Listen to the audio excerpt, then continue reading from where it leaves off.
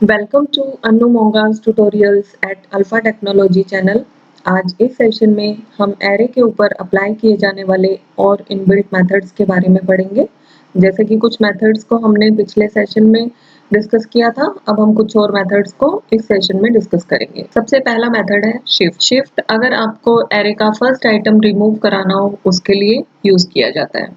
Next है unshift, अगर आपको एरे के स्टार्टिंग में कोई आइटम को इंसर्ट करना है उसके लिए यूज होता है। ज्वाइन, अगर आपको एरे के सभी आइटम्स के साथ किसी और स्ट्रिंग को ज्वाइन कराना हो उसके लिए यूज होता है। स्प्लाइस मेथड होता है, एरे के अंदर आपको किसी भी पोजीशन पे न्यू आइटम्स को इंसर्ट करना हो उसके लिए स्प्लाइस मेथड यूज होगा। और इसका जो लास्ट मेथड है इंक्लूड्स, वो ये चेक करने के लिए यूज होता है कि आप कोई पर्टिकुलर एलिमेंट एरे के अंदर प्रेजेंट है या नहीं। अभी मैं एक एग्जांपल के थ्रू ये सारे मेथड्स आपको शो करूंगी कि कैसे ये वर्क करते हैं। अभी हमने जो एरे मेथड्स डिस्कस किए हैं ये उनका एग्जांपल है।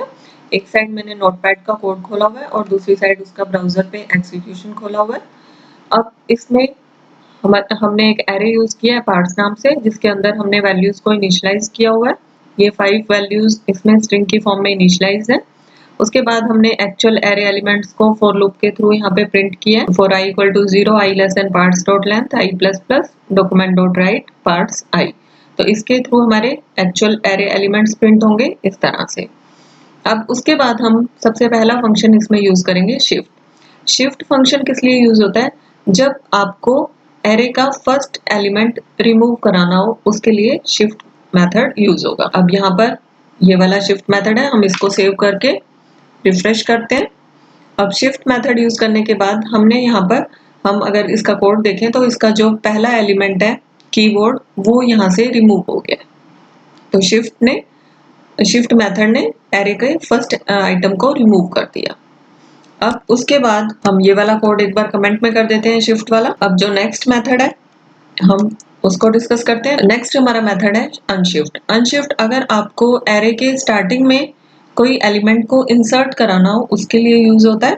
तो यहाँ पर पार्ट्स डॉट अनशिफ्ट और हमने यहाँ पे सीपीयू लिख दिया, तो ये इस एरे के स्टार्टिंग में सीपीयू को ऐड करा देगा।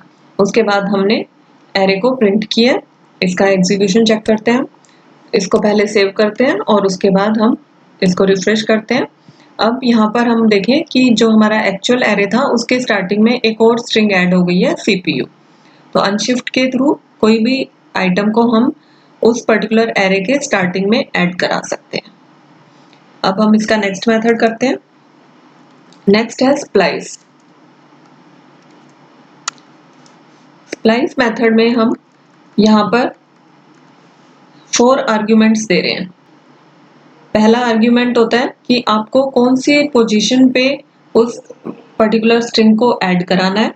उसके बाद आपको उसके उन पर्टिकुलर पोजीशन से अगर कोई एलिमेंट रिमूव कराना है तो आप उतने नंबर यहाँ पर लिख दीजिए कि इतने रिमूव करा दे, अदरवाइज आप यहाँ पे 0 दे दीजिए। उसके बाद जो आपने एलिमेंट्स इंसर्ट कराने हैं आप 1 बाई 1 उन एलिमेंट्स को, ये एलिमेंट्स कितने भी हो सकते हैं, वो आप 1 बाई 1 यहाँ पर दे सकते हैं।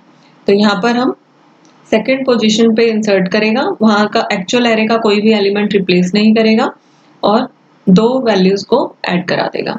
अब इसके बाद हमने दोबारा से उस एरे को प्रिंट करा लिया। अब मैं इसको बाकी पोर्शन को कमेंट में कर देती हूँ। इसको सेव करके हम रिफ्रेश करते हैं। अब स्प्लाइस मेथड के बाद हम देखें, अब देखिए इसमें पहले 2 एलिमेंट्स कीबोर्ड और एलईडी एज इट इज है। उसके बाद इसने ए और बी 2 वैल्यूज और इंसर्ट कर दी और उसके बाद जो नेक्स्ट बचे हुए एरे के एलिमेंट्स थे वो एज इट इज आ गए। अगर हमें एरे की कोई वैल्यू को यहाँ से रिमूव करना है, जैसे हमने यहाँ पर 1 लिख दिया, अब हमने इसको रिफ्रेश किया। अब देखिए उसने एरे का एक एलिमेंट जो था माउस, उसको यहाँ से हटा दिया।